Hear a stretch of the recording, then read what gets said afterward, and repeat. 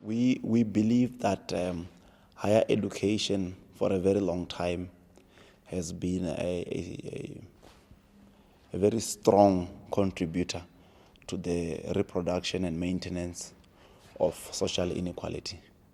And but at the same time, we also believe that higher education can be utilized to reverse social inequality, and by enabling rural and township youth to access post-schooling opportunities, both universities and TVET colleges, we open up a number of opportunities through which they can use to break the cycle of poverty in communities.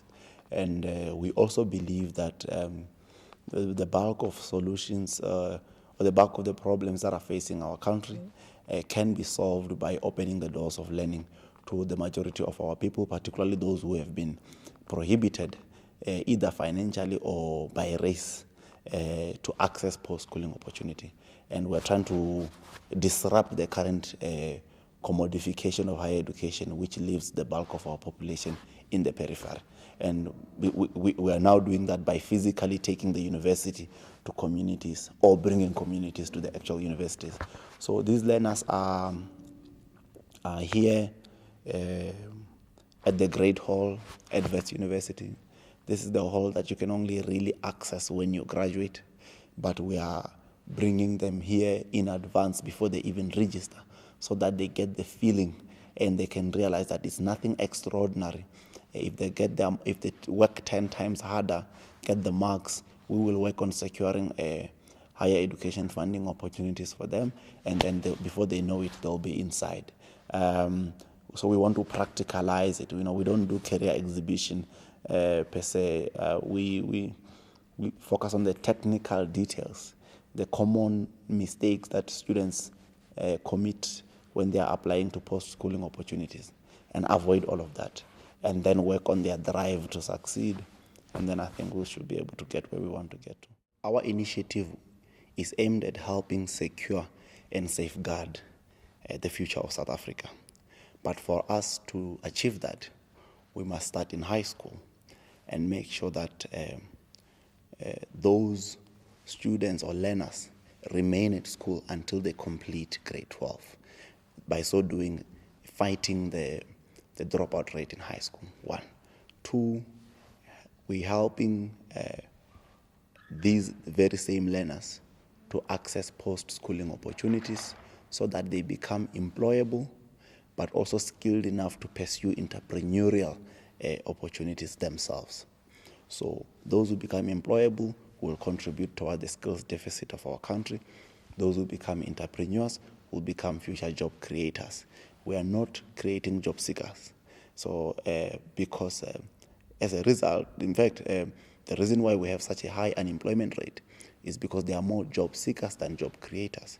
So we are skilling future job creators. But any successful entrepreneur needs some form of background and form of skill set in that particular field or sector of the economy. But also, this initiative is aimed at safeguarding South Africa's future socio-political stability, in the sense that young people, when the bulk of your population is young, that can be a blessing. It can also be a curse. It can be a blessing in the sense that a younger population it increases your levels of productivity, growth, and therefore development.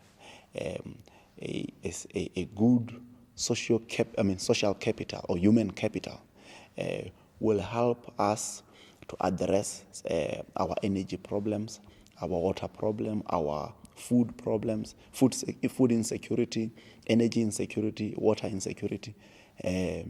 So in a sense, if we don't plan for future energy insecurity, future food insecurity, future water insecurity today, then we'll be in trouble, we'll be unstable. But if we skill our future water engineers, energy engineers, sanitation specialists, and so on, we are pretty much safeguarding the socio-economic stability of our country in future. Now, when the bulk of your young people are both unskilled and economically inactive, both today and in future they become a direct threat, much bigger threat than any military confrontation, if you like.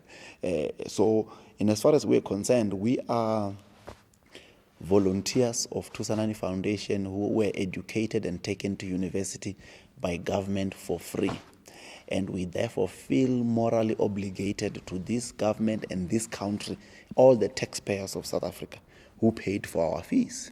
We have to make sure that whatever they contributed to was not our individual brilliance or individual success, but we have decided to become volunteers who will safeguard the future of the country. And it's at a small scale at the moment, but the more we grow our volunteer base, the more we'll be able to expand and maximize the impact of our work. And that's how I think we will contribute towards the future of the country and the continent in particular.